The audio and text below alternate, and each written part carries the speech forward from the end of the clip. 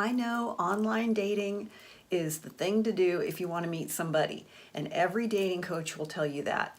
But I am done online dating, and I'm going to tell you why in this episode of Wonderful Life.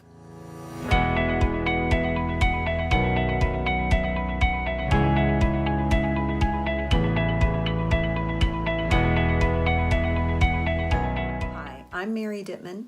I'm an award-winning business professor on the collegiate level and the creator of College on Fleek and One-Derful Life. Wonderful Life is my way of describing how it feels when you've made peace with being single. A lot of women feel like they're happy without a relationship, they don't want a man, but I've never felt that way. I've always wanted to be married and have a family, but I'm well over 40, and that hasn't happened for me, and it's always been a real source of sadness for me because my definition of a fulfilled life includes being a wife and a mother. But I got to the point where I said, look, I just want to be happy and make peace with being single. And that's what Wonderful Life is about. It's not about resigning and giving up and being bitter. And it's not about saying I'd rather be single, but it's about learning to be happy while you're single, even if you're not happy because you're single. Now, I know that online dating is a way to meet men to date. And listen, I did online dating on and off for 20 years. I've been on everything. I've been on Match, Plenty of Fish, eHarmony, Zeus, OkCupid, Elite Singles, Christian Mingle, probably a couple others. And actually, there's some research that came out recently that said right now in the United States, about a third of couples who are getting married met online. Now, what we don't know is how many online matches result in marriage. That reporting is frequently left to the dating sites, and they don't usually give that information out. And the truth is that the information that does exist doesn't bode well for dating sites. And there's also been some question as to whether or not those dating site algorithms are really written to keep you on the site. Therefore, their goal isn't to get you matched and off the site. Their goal is to keep you on the site, keep you single and looking.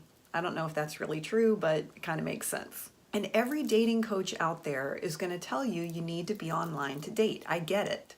And there are some good things about online dating. Well, first of all, online dating is a microcosm of what you find offline. So offline, you're going to find good guys and not so good guys. And I find that it's true online as well. There are good guys and there are guys who are not very good.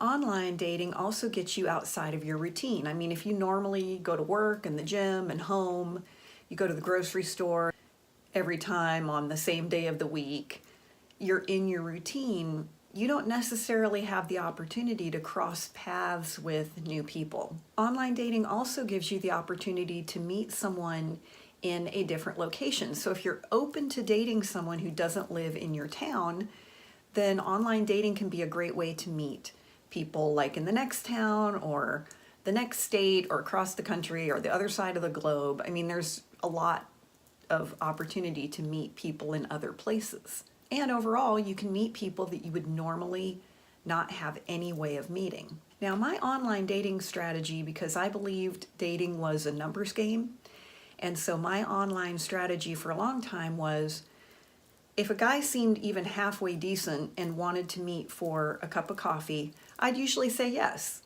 because I felt like, well, let me weed him out in person. That didn't work out too well for me because it turned out that I was burning up a lot of time on dates and interactions with men that were not what I was looking for. So then what I did was I really upped my standards and I was very clear in my profile what I was looking for. Now, some dating coaches tell you not to do that. They tell you to be very like kind of ambiguous so that you're mysterious, but the problem with that for me, when I would say like, I don't know, I'm just looking to meet new people, a lot of men interpret that as you're just looking for a hookup. So I was very clear. I want to get married. And I didn't go on and on in my profile. I kept it pretty brief. But when it asks you what you're looking for, I was very clear. Now from there, I would have about 5 questions that I would ask a guy either by email. That's how I would usually do it. When they would message me on the dating site, I would have these 5 questions I would ask. That was designed to help me weed them out for 2 reasons. Number 1, so that I didn't waste my time, but number 2, so I didn't waste their time either. But even, so when you raise your standards, the dating pool shrinks, okay? So I went from having like 15 dates a week to like 2. But theoretically, they would have been higher quality guys. Now, at this point, people are like, gosh, Mary, you're so picky. Well, let me tell you what I'm generally looking for. He needs to have a stable, successful, prosperous career, okay? I have a stable, successful, prosperous career. I want a man who has one as well. He needs to be kind and respectful and want to get married. He needs to not have a criminal record. I don't date criminals. More than 2 divorces, that's a huge red flag for me. And then I feel like we need to have chemistry. That's ultimately what I'm looking for. So if you think that that's too picky, tell me which one of those, put in the comments and tell me which one of those standards you think I should lower. So here's why online dating didn't work for me. Number 1, I found the quality of men to be very low, meaning that there are a lot of low-value men online who are looking for a woman who's going to support them financially. Now, this is going to especially be true on dating sites that are free, and I'll get into that in a minute. But one of the things that you can determine when you're talking with a guy is if his ex-wife was a high-value woman, meaning she had a successful career, and she left him, there might be something there. You need to find out. And I dated 2 different guys that their ex-wives were both nurses, and the wife was the breadwinner in the family, and basically got to the point where she was like, you know what, I'd rather just be single, because if I'm going to have to be the breadwinner and take care of the kids and support you while you're doing whatever you're doing, I'd rather just be single, because at least then I don't have to take care of you. I just have the kids to support, and then maybe I could actually meet a man who will contribute financially to the household. Now, if that doesn't matter to you, if you would be happy being the breadwinner in your home, and you're fine with a guy who doesn't make the money that you make, then fine. Then that's not a deal for you. That's a problem for me. It may not be for you.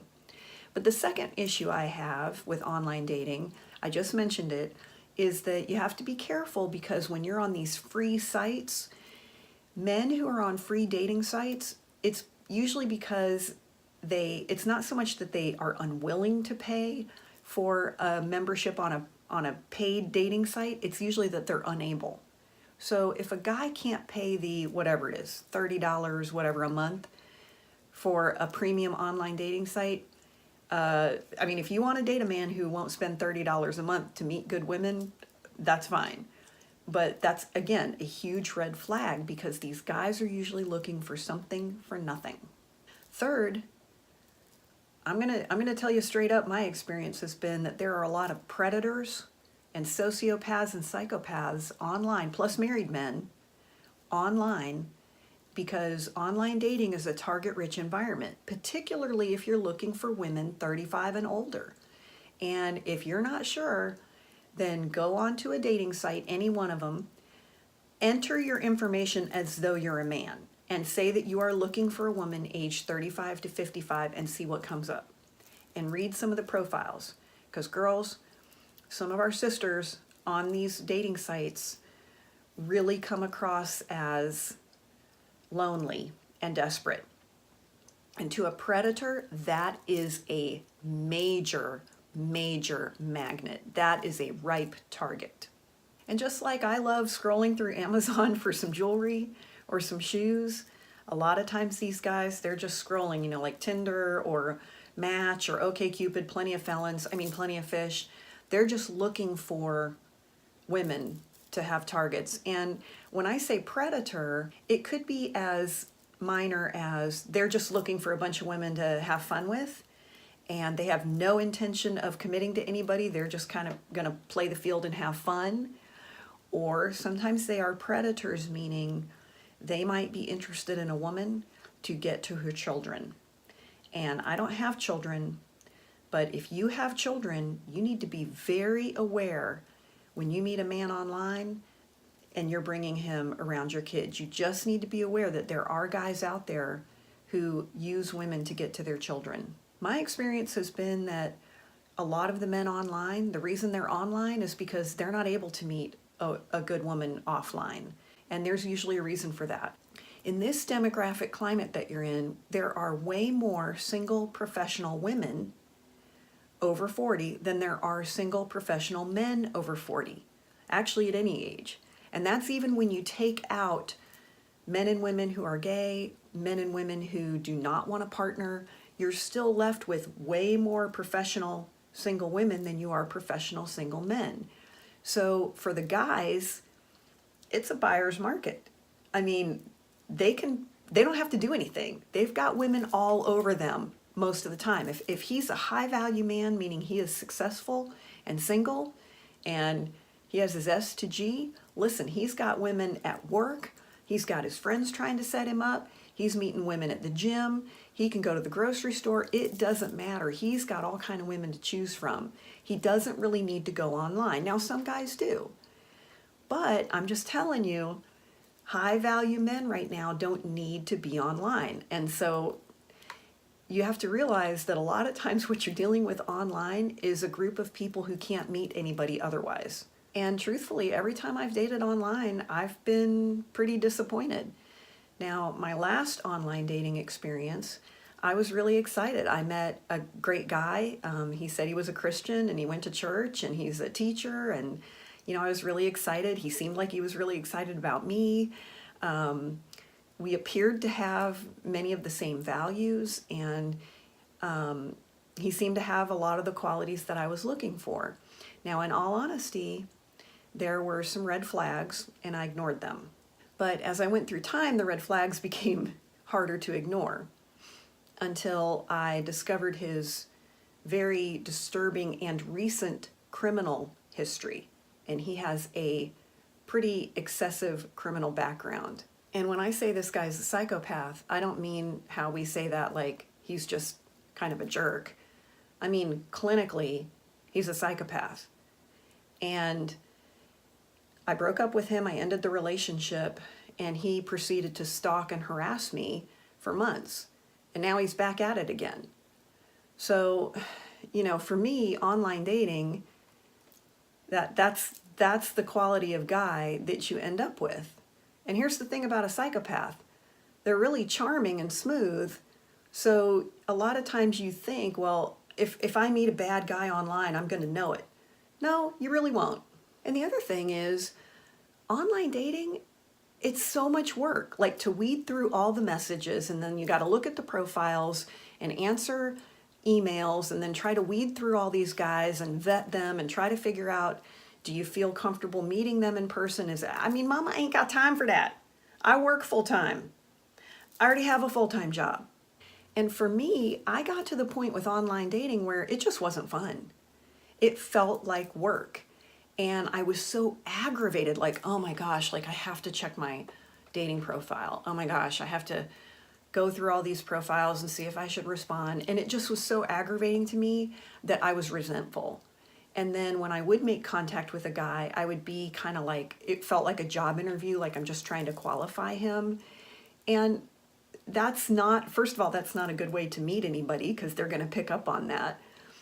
But secondly, it was making me very unhappy in my life. And to me, part of a wonderful life means you have a sense of peace and joy in your life. And there's enough things in life that don't give you peace and that don't bring you joy. Like, why would you pay money every month to do something that you don't enjoy?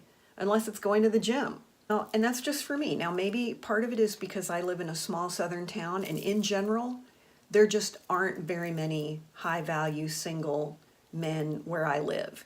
And I'm not personally interested in a long-distance relationship, so don't have a lot of really great guys around here, and that's also reflected online. It could be. Maybe if I lived in a bigger city, there might be higher quality men. I'm going to tell you, though, many of my friends live in larger cities all over the world, do online dating, and they're having the same experiences. Now, I don't know, you can do what you want. If you enjoy online dating and you've had success with it, awesome, go for it. I'm just telling you why I don't do it. But I want to hear from you. What are your experiences with online dating?